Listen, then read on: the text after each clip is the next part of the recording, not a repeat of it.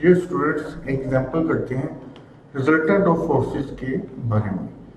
Example है find the magnitude of two forces such that if they act at right angles the resultant is square root of 10, and when they act at an angle of 60 degrees the resultant is square root of 13 Newton। तो two forces कुछ इस तरह हो सकती हैं, a force P and a force Q, and when they act at 60 degree the resultant is square root of 13। यानी कि पहले लोग यहाँ फोर्सेस से ये एक फोर्स Q ले लें और ये रिजल्टेंट आपका होगा। And when they act at right angles, ये P है आपकी फोर्स और ये फोर्स Q है और ये राइट एंगल पे एक्ट कर रहे हैं। तो पैरेललोग्राम ऑफ फोर्सेस से हम ये Q लें, क्योंकि ये दोनों पैरेलल हैं, ये फोर्स P है और ये Q है, तो हेड टू टेल रूल से हम इधर Q कर सकते हैं, फोर्स लगा सकते हैं। तो ये आपके पास रिजल्टेंट फोर्स होगी और ये एंगल कोई रिजल्टेंट बनाएगी। इस तरह ये रिजल्टेंट भी कोई एंगल बनाएगी। तो बेसिकली यहाँ पे हमने two forces P and Q find out करनी है। तो इधर करते हैं कि let the forces be P and Q, forces be P and Q, और उनकी कंपोजिशन हमने यहाँ पे डिस्क्राइब कर दी है। अब रिजल्टेंट ऑफ फोर्सेस का हम फॉर्मूला लगाते हैं। अगर राइट एंगल पे हो, अगर राइट एंगल पे हो तो R squared equal to P squared plus Q squared होगा, क्योंकि फोर्सेस हमने पी एंड क्यू ली है। और ये तब भी केस है जब ये राइट एंगल पे होगा। और तो राइट एंगल केस में यहाँ पे रिजल्टेंट दिया हुआ है स्क्वायर रूट ऑफ 10। तो स्क्वायर रूट ऑफ 10 लेते हैं और फॉर्मूले के मुताबिक यहाँ इसको अप्लाई कर देते हैं। तो ये आ जाएगा square root of 10 square equal to P square plus Q square. इसको सिंप्लीफाई करते हैं तो ये बन जाएगा P square plus Q square equal to square root of 10 का स्क्वायर 10 होता है, तो हम यहाँ 10 लिख देते हैं। ये इक्वेशन होगी in terms of P and Q।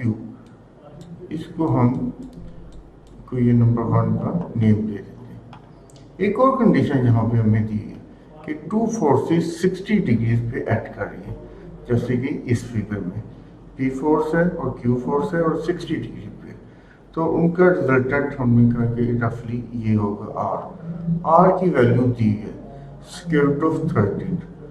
तो इसका भी हम फार्मूला लगा लेते हैं, जनरल फार्मूला कि अगर राइट एंगल ना हो तो फिर क्या फार्मूला होता है R square equal to P square plus Q square plus 2PQ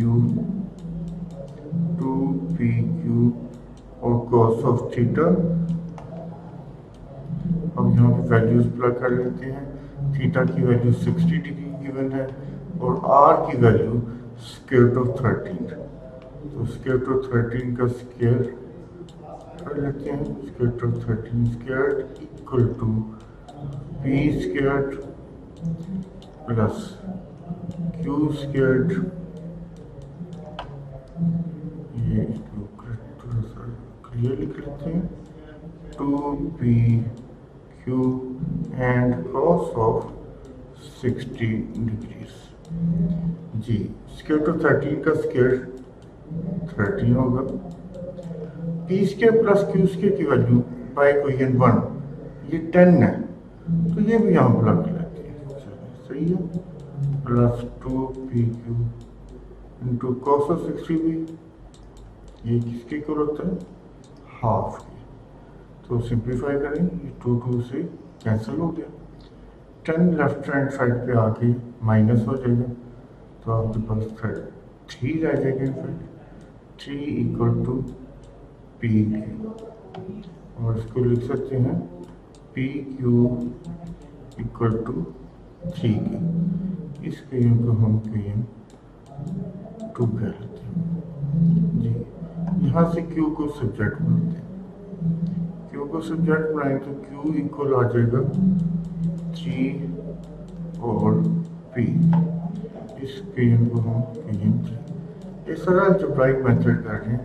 algebra से अब हम P और Q फाइंड आउट कर लेंगे। कंडीशंस हमने वो सारी यूज़ कर ली हुई है उसकी रिजल्टेंट की।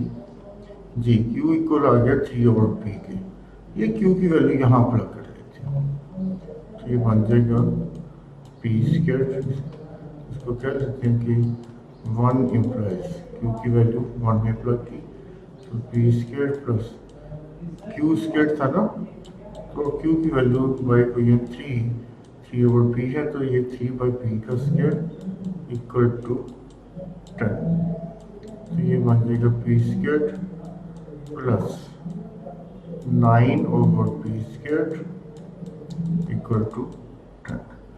P स्क्वायर से मल्टीप्लाई कर लेते हैं, तो ये बन जाएगा P4 plus 9 equal to 10 P square, ये बन जाएगा P4 minus 10 P square plus 9 equal to 0।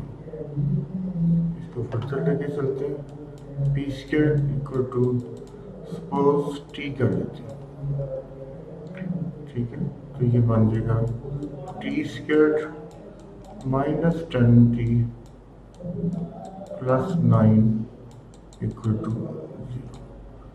Middle term break कर लें या क्वाड्रेटिक फार्मूला लगा लेते हैं, ठीक है, मिडिल टर्म ब्रेक से ही लेंगे।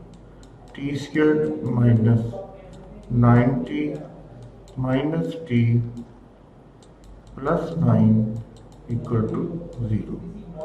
T कॉमन ले लें, तो ये आ जाएगा T minus 9 minus 1 T minus 9 equal to 0, ये बन जाएगा T minus 9 into T minus 1 equal to 0।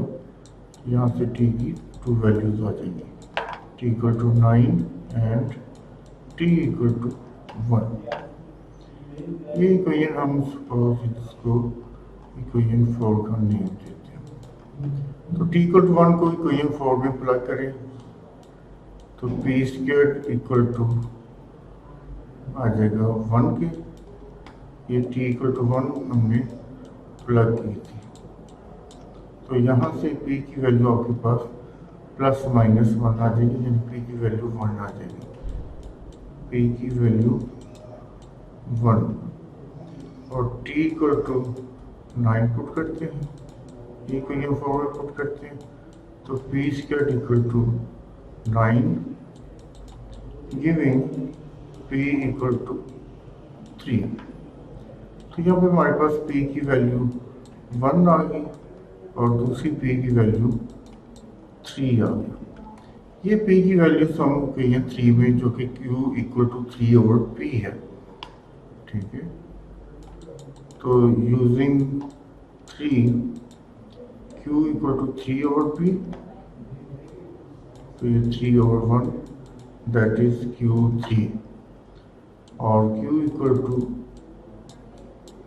3 over P, P is 3, तो ये Q आ जाएगा 1। तो P की वैल्यू 1, Q की वैल्यू 3, या P की वैल्यू 3, Q की value 1। So the forces are 3 newton and 1 Newton.